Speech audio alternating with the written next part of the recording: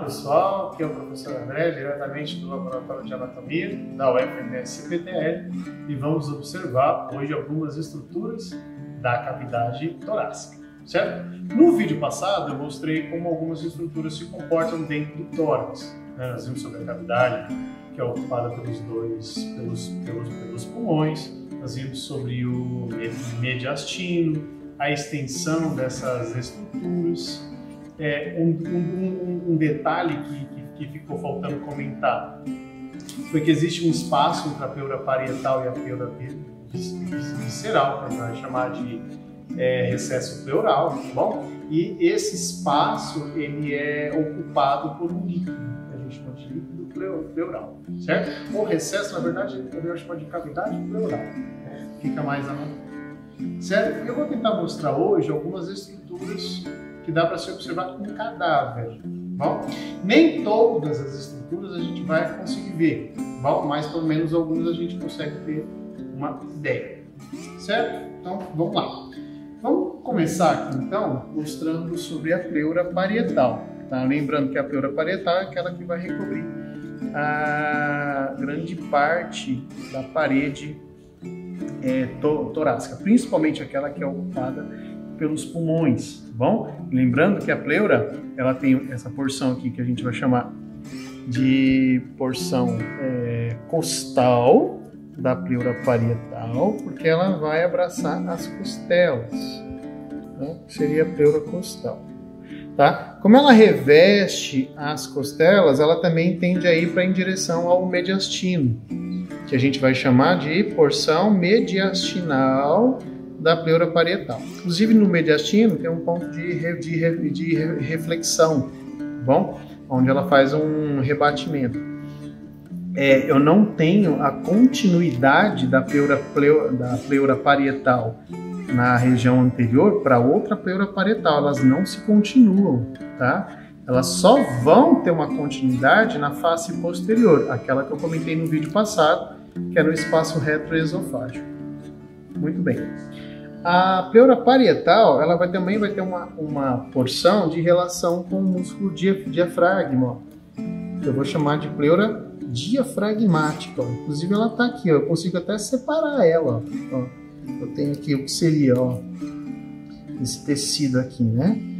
Essa aqui seria uma parte da pleura parietal, ó, porção diafragmática. Esse aqui é o ventre muscular do músculo diafragma, o músculo diafragma que foi seccionado, tá? Algumas partes dele.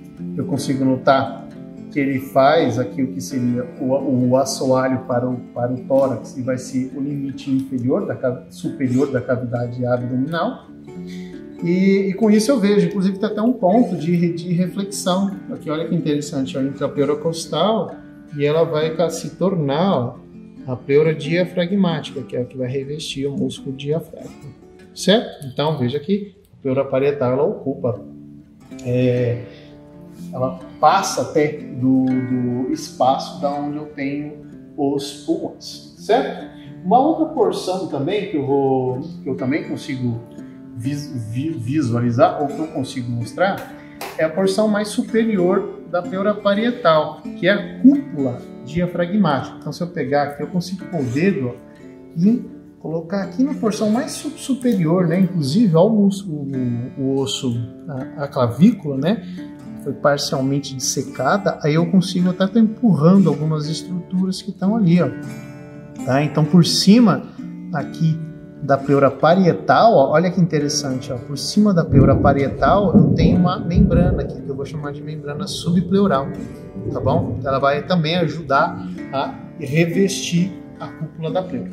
O que é interessante é que eu posso ter se eu tiver algum abalo, algum corte ali, né, ou algo que venha né, que pegue ali por cima da clavícula, uma faca, né, por cima da clavícula, eu posso romper a pleura, provocar um pneumotórax e ainda posso atingir, consequentemente, o ápice dos pulmões.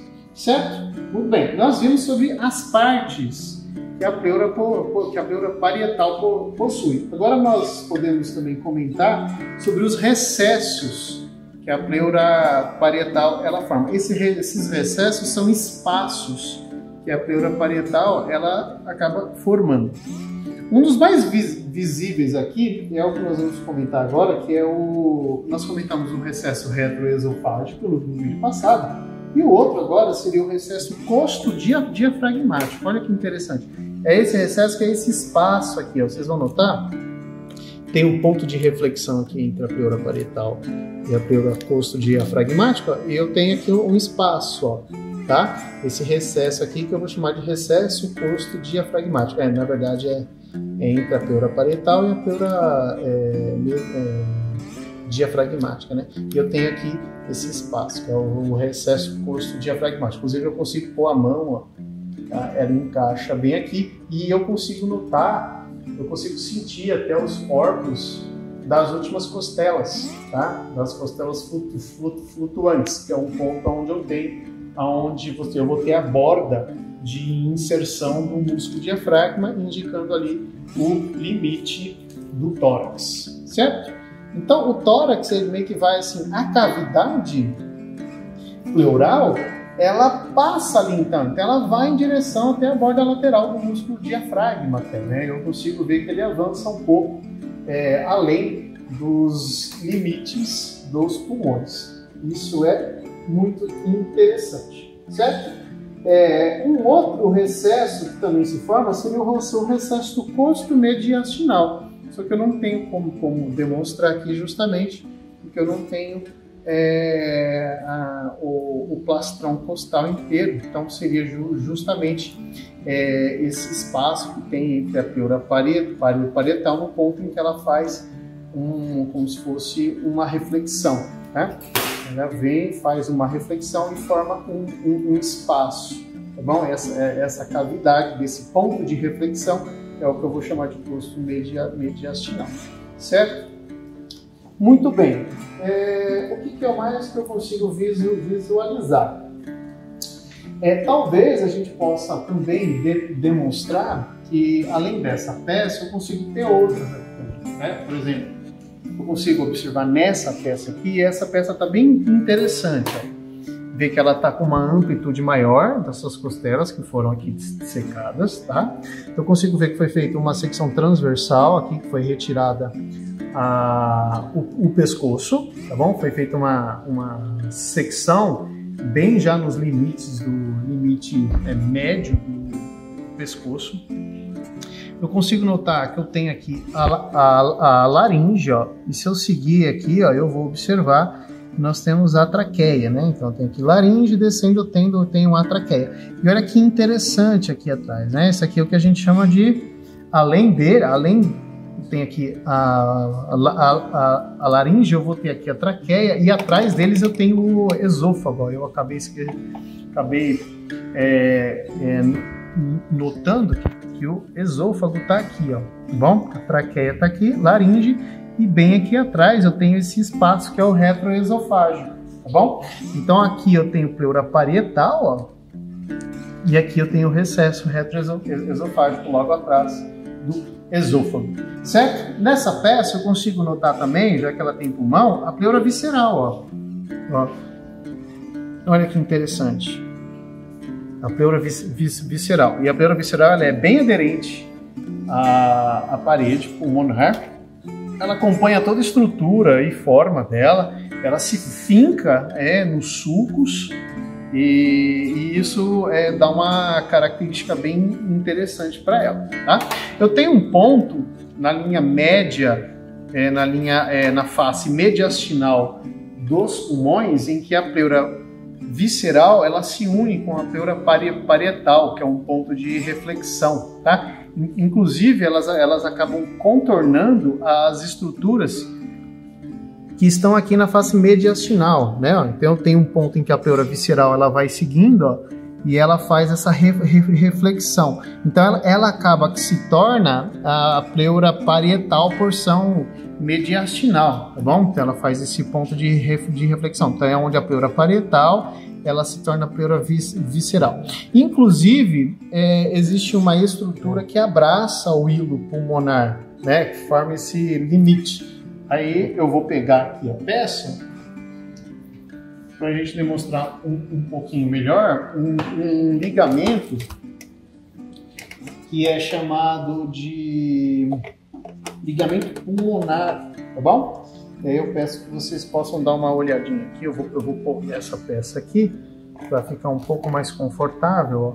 Isso, aqui eu consigo rebater um pouquinho mais o pulmão direito, né? Ó. Eu estou afastando aqui um pouquinho mais e eu consigo notar aqui, ó.